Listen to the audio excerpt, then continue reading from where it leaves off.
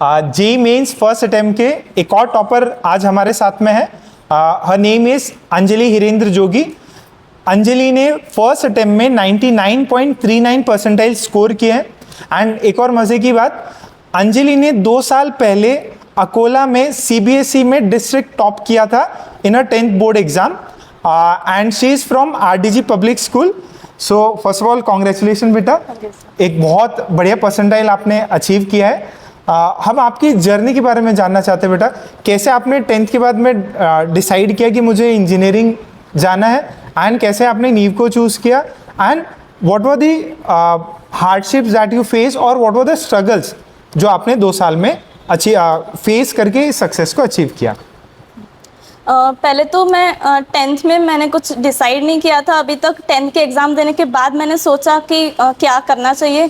तो पहले तो मुझे कॉमर्स का तो मैंने कभी सोचा ही नहीं था, क्योंकि मुझे सिर्फ साइंस ही पसंद आता था और मुझे बायोलॉजी नहीं पसंद था, तो मुझे मेडिकल फील्ड में तो नहीं जाना था। और मैं जब छोटी थी तब मैं सोचती थी कि मैं एस्ट्रोनॉट बनूंगी, पर फिर मैंने सोचा कि वहाँ पे रिस्क है, तो फिर मैंने सोचा कि मैं साइंटिस्ट बनती हूँ।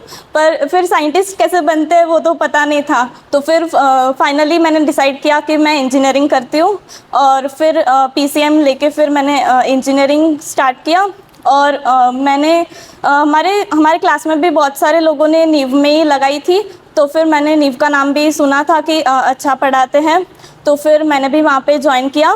और मतलब यहाँ पे सारे टीचर्स एकदम अच्छे से इंटरेक्ट करते हैं क्लास में, और अच्छे से अच्छा माहौल भी मिलता है, और कंपटीशन भी अच्छी थी यहाँ पे। 2 साल में आपने कितना टाइम अपनी स्टडीज़ को डिवोट किया? क्या आपका शेड्यूल होता था वो भी ज़रा शेयर करिए। 2 इयर्स में आफ्टर क्लास, जो भी क्लासरूम ख़त्म होने के बाद में क्या शेड्यूल रहता था? मैंने स्टार्टिंग से ही हर चैप्टर पे फोकस किया था, और ये चीज़ हमेशा ध्यान रखी थी कि कभी भी बैकलॉग्स ना लगे। और मतलब मुझे हर बच्चों का थोड़ा थोड़ा अलग रहता है, तो मेरा थोड़ा ऐसा था कि कॉन्सेप्ट मुझे अगर एक बार समझ में आ गया तो फिर ही मैं क्वेश्चंस पे बढ़ सकती थी। तो फिर मैं पहले कॉन्सेप्ट्स क्लियर करती थी, और स्टार्टिंग से ही जो भी चीज़ पढ़ाते हैं उसको मैं रिवीजन करती थी। लास्ट में फिर बहुत सारा जमा हो जाता है, तो फिर उसको रिवीजन करना थोड़ा हार्ड होता है। इसलिए स्टार्टिंग से ही अगर रिवीजन करते चले तो फिर एंड में जाके हमें प्रॉब्लम नहीं आती है।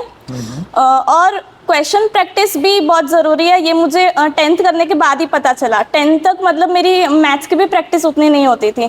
10th के बाद मुझे पता चला कि मतलब ये तो बहुत ही अलग चीज़ है, यहाँ पे ऐसे नहीं चलेगा, यहाँ पे बहुत ही क्वेश्चन प्रैक्टिस करनी पड़ेगी। और ऐसा भी नहीं है कि आपने अगर एक बार कॉन्सेप्ट कर लिया तो हो गया, मैं सीधा डायरेक्ट एग्ज़ाम के टाइम पे क्वेश्चन अटेम्प्ट करूँगी, ऐसे भी नहीं चलता। यहाँ पे आपको क्वेश्चन से भी बहुत कुछ सीखने को मिलता है कि कैसे टाइप के क्वेश्चंस आते हैं। और एक ये भी चीज़ है कि अगर आपको प्रॉब्लम सॉल्विंग एटीट्यूड अगर आपने डेवलप किया तो ये आपको आगे जाके बहुत हेल्प करेगा।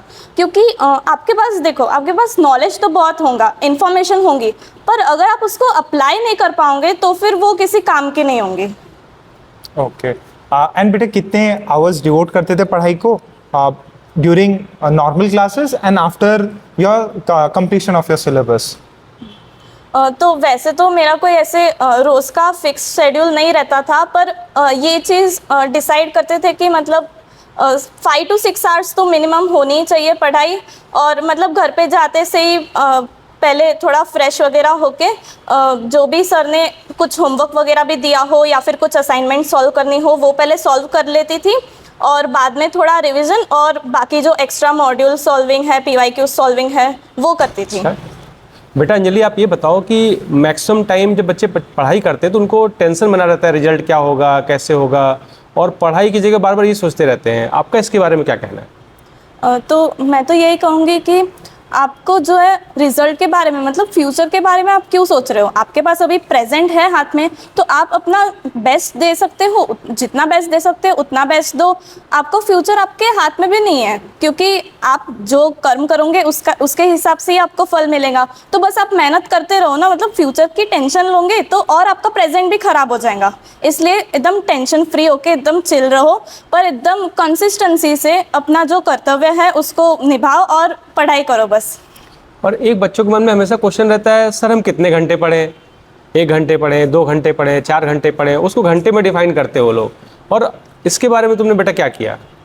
तो अभी जो टाइम के ऐसे ड्यूरेशन ऐसे फिक्स कर देते हैं, ये तो ठीक नहीं है, क्योंकि अगर आप किसी बच्चे को ऐसे ज़बरदस्ती बिठा दोगे कि नहीं भाई तुम 5 घंटे तुमको पढ़ना है, 10 घंटे पढ़ना है, तो वो इम्पॉर्टेंट नहीं है। इम्पॉर्टेंट ये है कि वो बच्चा उस देर में कितने कंसंट्रेशन से पढ़ रहा है, मतलब वो जो पढ़ रहा है उसके दिमाग में कितना जा रहा है, ये ज़्यादा इम्पॉर्टेंट है। अगर आपको ये चीज़ समझ में आ गई तो आप 1-2 घंटे कम पढ़ोगे तो भी आप बाकी लोगों से ज़्यादा अच्छे से परफॉर्म कर पाओगे। मतलब अंजलि, आपका बेटा कहना ऐसा है कि बच्चे का मन होना चाहिए पढ़ने के लिए, उसको फोर्सफुली नहीं बैठाना है। हाँ, बच्चा अगर चाहेगा, उसका मन कर रहा है तो पढ़ेगा, तो सिलेक्शन होगा। जैसे कहावत भी है कि आप घोड़े को पानी तक ले जा सकते हो पर उसको पिला नहीं सकते, तो वैसे ही है कि आप स्टूडेंट को कितना भी पढ़ने को बोल दो, पर पढ़ना तो उसको खुद को ही पड़ेगा। उसको खुद को अंदर से होना चाहिए कि नहीं मुझे करना है, मुझे ये सब चीज़ें करनी चाहिए। जर्नी में कुछ सेक्रीफाइस भी किए क्या? हाँ, मैंने सेक्रीफाइस में बहुत सारी चीज़ें सेक्रीफाइस की है। पहले मुझे अभी भी पसंद है ड्राइंग्स निकालना, स्केचेस निकालना, और म्यूज़िक में भी मुझे बहुत इंटरेस्ट था। मैं कैसियो बजाती थी, पर अभी ये 2 सालों के लिए मतलब मैंने खुद को बोला कि नहीं ठीक है, अभी ये 2 साल रहने देते हैं, बाद में तो जितना मन करे उतना। और मुझे मतलब लिटरेचर्स वगैरह पढ़ना भी बहुत पसंद था, तो वो भी अभी मैंने थोड़ा अभी हॉल्ट पे है, पॉज पे है। अब बेटा, जैसे आप अपने जूनियर्स को क्या टिप देना चाहेंगी? मैं जूनियर्स को ये बोलना चाहूँगी कि एक इम्पॉर्टेंट चीज़ है कि आप जो मेजर बच्चे क्या करते हैं, लेक्चर्स में ध्यान नहीं देते हैं और फिर स्ट्रगल करते रहते हैं कि मुझे ये समझ में नहीं आ रहा, वो समझ में नहीं आ रहा। अगर आप क्लास में बैठे हो तो जो लेक्चर सर जो बता रहे हैं उस पर ध्यान दो और उसको समझने की कोशिश करो। आपकी 50% पढ़ाई उधर ही हो जाएंगी, आपको फिर ज़्यादा लोड नहीं लेना पड़ेगा पढ़ाई का। तो क्लास में अपना 100% फोकस दो, क्योंकि मेजर बच्चे क्या करते हैं कि वो लोग क्लास में बैठे रहते हैं पर उनका दिमाग क्लास में नहीं होता है। तो ये चीज़ बिल्कुल मत करो।